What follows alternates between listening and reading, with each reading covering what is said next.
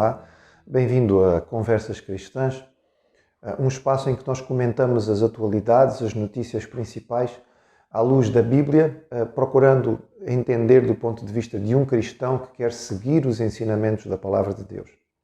A eutanásia está outra vez na ordem do dia. Houve uma petição assinada por mais de 90 mil pessoas a nível nacional, desejando que fosse feito um referendo a respeito desta situação. Este assunto, apesar de ter um apoio popular tão significativo, não foi considerado suficiente pelo nosso Parlamento. Na verdade, estamos à beira de ter a lei da eutanásia aprovada e basicamente nós podemos dizer que o suicídio assistido deixa de ser punido, ou seja, nós vamos facilitar a morte das pessoas que assim desejarem. Elas não vão precisar mais recorrer a outras formas de suicídio, poderão ter apoio de um profissional de saúde para o fazer, mas também começa-se a abrir aqui a porta de forma muito clara para a eliminação daquelas pessoas que se entender que estão numa situação que de facto o sofrimento é muito grande, não há expectativa de cura e por causa disto então estas pessoas poderão ser, podemos dizer assim, eliminadas. É claro que estamos aqui diante de uma questão que lida com a utilidade, ou seja, a vida destas pessoas pode ser considerada já não válida. Sobretudo, é-nos imposta a visão de que tem a ver com a questão do sofrimento. Sofrimento profundo, a pessoa está em sofrimento atroz, não tem expectativa de cura e então, diante desta circunstância, poderia avançar para uma morte considerada digna. A lei da eutanásia já foi aprovada, está em vigor na Holanda, na Bélgica, no Luxemburgo, na Suíça, no Canadá e também em 5 estados dos Estados Unidos da América, em alguns outros países. Segundo aquilo que está a ser proposto em termos de lei para ser aprovado, não somente a eutanásia será despenalizada, como os médicos serão, de certo modo, obrigados a dar assistência às pessoas de acordo com o seu conhecimento. Se algum médico não quiser fazê-lo, ele vai ter que então apelar para a objeção de consciência, que terá que ser devidamente fundamentada e justificada. E aqui se abre bastante espaço para criar dificuldades a um médico que eventualmente diga: mas eu não quero fazer isto, eu acho que isso não deve ser feito, porque a partir do momento em que a lei estabelece que isto deve ser feito, não pode ser penalizado, a situação dos médicos vai ficar bastante complicada. Tudo isto certamente tem a ver bastante com a nossa visão atual, mundial, uma visão marcada pelo darwinismo, pela visão da evolução. Esta foi a perspectiva que levou, por exemplo, com que a eutanásia se tornasse uma característica tão marcada dos regimes totalitários na época da Segunda Guerra Mundial, por exemplo, o nazismo. A ideia da eugenia, os seres que deixam de ser úteis, aqueles que são deficientes, aqueles que não têm capacidade de providenciar para si mesmos, aqueles que estão velhos e doentes, podem ser eliminados, porque no fundo estão aqui a mais, estão a prejudicar. Atualmente, a ênfase principal daqueles que defendem a eutanásia está na ideia do sofrimento. A pessoa é reduzida essencialmente àquilo que ela sente. Dignidade, no fundo, é sinónimo de prazer e bem-estar. Como se não fosse possível dignidade no meio de alguma dificuldade, ou não fosse possível dignidade independentemente daquilo que a pessoa está a sentir ser o ideal ou não para a sua vida. É interessante porque esta ênfase é dada de forma significativa, entendendo que eliminar uma pessoa cujo corpo está a degenerar poderá ser considerado bom. Ou seja, eliminamos o sofrimento através da destruição. A forma de acabar com o sofrimento humano é simplesmente matar todos aqueles que estão em sofrimento. Estão em sofrimento, matamos. Deixa de haver sofrimento. Parece uma resposta bastante simples e mesmo simplista. Como se o sofrimento não fosse algo transversal e próprio daquilo que é a vida humana. Do ponto de vista cristão, nós entendemos que a vida é uma dádiva divina.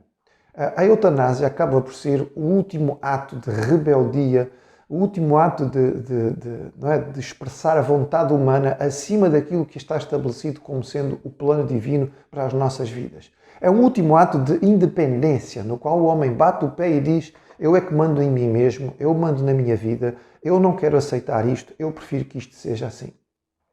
A verdade é que a principal fonte do sofrimento, segundo aquilo que a Bíblia nos ensina, é o pecado humano.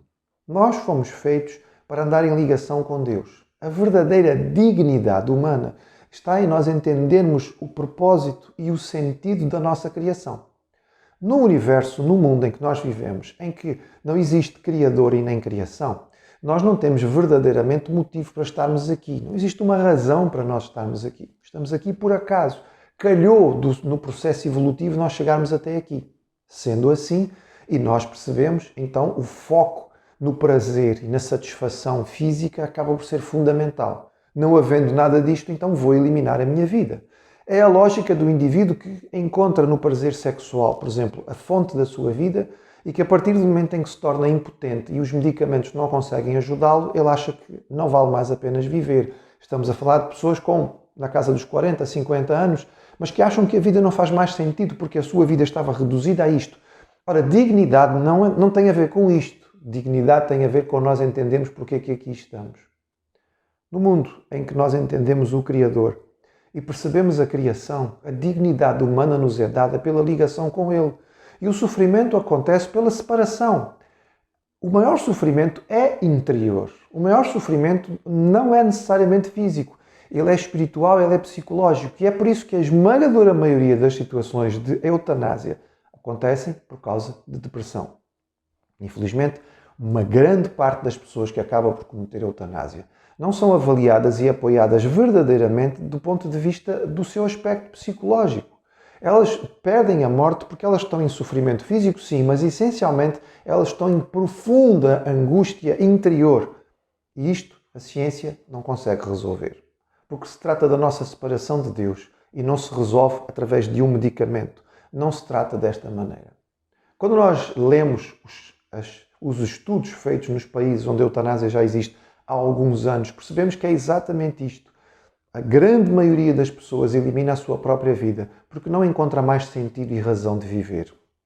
Se nós formos aprovar a eutanásia desta maneira, além de começarmos pelo sofrimento físico, em breve nós estaremos falando do sofrimento espiritual, do sofrimento psicológico e estaremos a participar do suicídio assistido de jovens adultos, porque não encontram razão de viver. O sentido e o propósito da nossa vida é encontrado na nossa ligação com Deus. Esta ligação é oferecida de uma forma gratuita. É a graça e a misericórdia de Deus que nos oferece. Aquilo que nos separa de Deus, que é o nosso pecado, foi ultrapassado por Jesus através do seu sacrifício na cruz. Esta é a boa nova, isto é que significa evangelho. Significa dizer ao homem que ele não precisa reduzir a sua dignidade a uma sensação, seja ela física ou espiritual. Mas ele pode encontrar um propósito e um sentido na vida, na sua ligação com Deus.